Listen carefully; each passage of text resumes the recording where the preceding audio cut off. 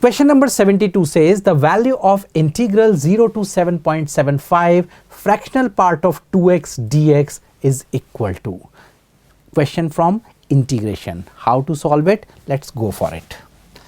I is equal to 0 to 7.5 fractional part of 2x dx plus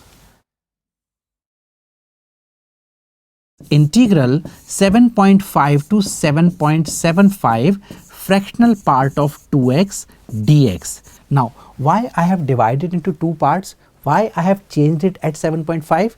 Because fractional part of x is a periodic function with period 1. Fractional part of 2x is a periodic function with period half. That is clear? Now, we have a property from periodic functions. If we talk about integral 0 to nt fx dx, then we can write n times 0 to t fx dx, where t is the period of the function. So here what I am going to write this term, actually this is equal to integral 0 to 15 into half fractional part of 2x, so that I can read it 0 to nt. T, that is the period of the function, which is half, and n can be written outside this integral directly. Next, we also have a property nt to nt plus a can be converted to 0 to a directly, right? So here I will be writing it as 7.5 to 7.5 plus 0.25 fractional part of 2x dx. Now, in next step, I am going to write it in the simplest form. This is 15 integral 0 to half fractional part of 2x. Now, for 0 to half fractional part of 2x is simply 2x plus integral 0.25, that is 1 by 4 fractional part of 2x. Again, it is same as 2x. Just integrate to get 15 into x square within the limit 0 to half plus x square within the limit 0 to 1 by 4, right? Now just add the two. This is 15 by 4 plus 1 by 16 or 61 by 16. I'm sure this part is clear. Now 61 by 16, let's check out from the given options. This is option number 1. So correct answer is the first one. I'm sure this question is clear. So let's move on to the next question, that is question number 73. Question number 73 says if fx is given as this function, then which of the following is incorrect? When you look at this integral part, this is a function of x. Let's do one thing, go for the derivative of it. What would be the benefit? Let's check out. So when you differentiate this function, that is f dash x is equal to, how you will be differentiating? Using Leibniz rule. So this gives you sine inverse square root of sine square x, that is sine x only. So sine inverse sine x giving you x into derivative of sine square x, that is 2 sine x cos x. Next, here you get cos inverse square root of cos square x, so simply x into derivative of cos square x. So this is plus x into minus 2 sin x cos x. Hence this is equal to 0, meaning the given function is a constant function. I'm sure this is clear. Derivative is 0, so the function is constant. Now when the function is constant, meaning whatever be the value of x, it will always be giving you the same value. For the sake of simplicity, let's put such a value for x so that both limits become same. Means x equals 45 degree. So when you take pi by 4, you get 0 to half here as well as 0 to half here. Both are combined. So let's start this question. Put x equals pi by 4. Therefore, fx is equal to, I'm not putting here because this is a constant function. You can say put x equals pi by 4 in limits to make it more clear. So now this is integral 0 to half. Now both sine inverse root t and cos inverse root t can be written inside one integral sign multiplied with dt. Now sin inverse root t plus cos inverse root t is simply pi by 2, integrate pi by 2 dt, so it is pi by 2 into t, multiply with half this term, replace t with half, so the result is pi by 4. So fx is pi by 4, whatever be the value of x. Let's move on to the question part now. It is being asked 4 equations are given and see which of the following is incorrect. When you go for the first one, f0 is pi by 4 plus pi by 4, so this is pi by 2, meaning this is correct. This is pi by 4 plus pi by 2, it becomes 3 pi by 4, this is also correct. This is pi by 4 into 2, that is pi by 2, plus pi by 4, that is 3 pi by 4, this is also correct.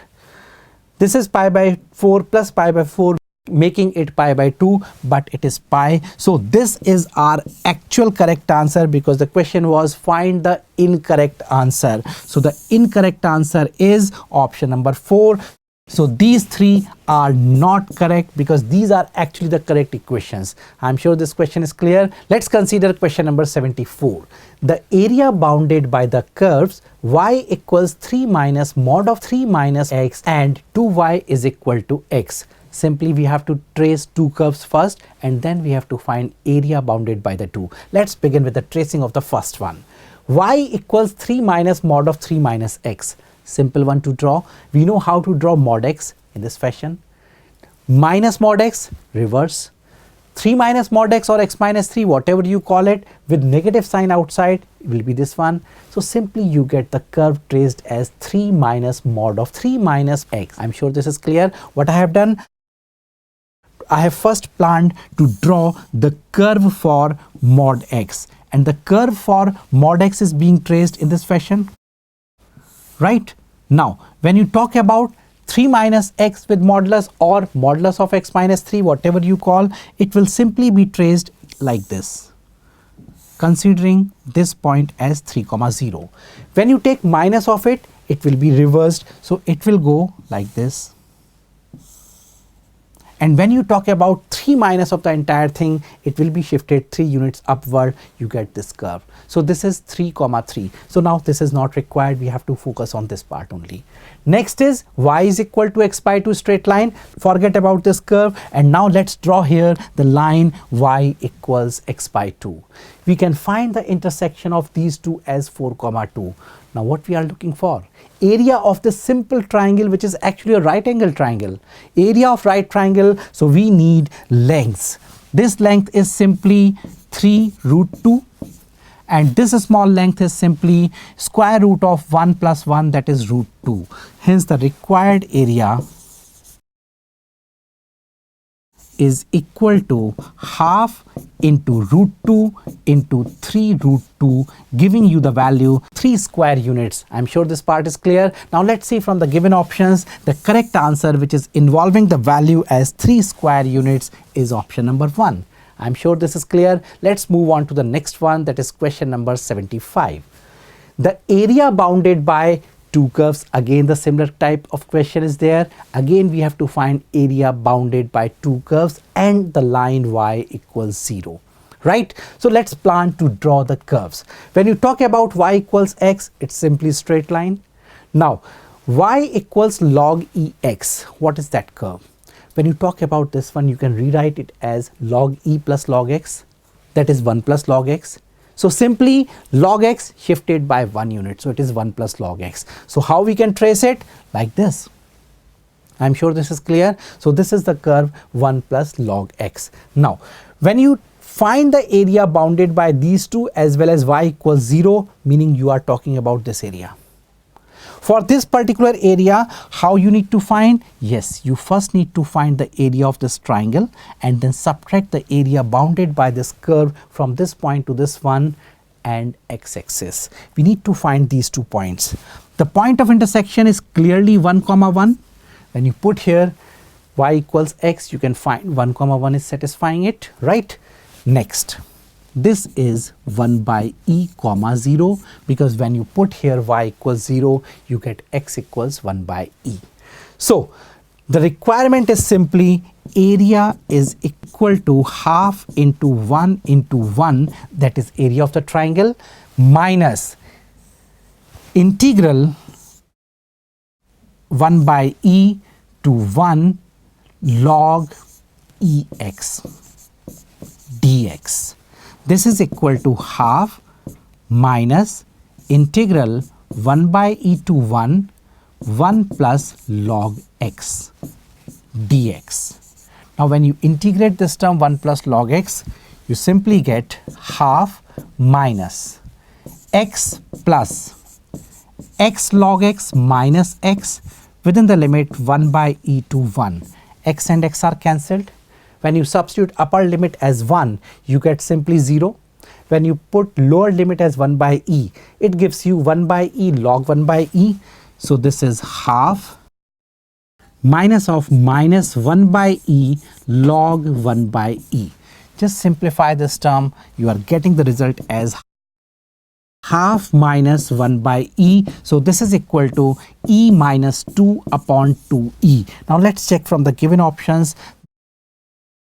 So the correct answer is e minus 2 upon 2e, which is given here as option number 2. I'm sure this part is clear. So in this fashion, we can solve the required area. We can find the area bounded by these curves. Right? So this was about math section of 12th class ANTHE 2019 paper. Thank you for watching the video.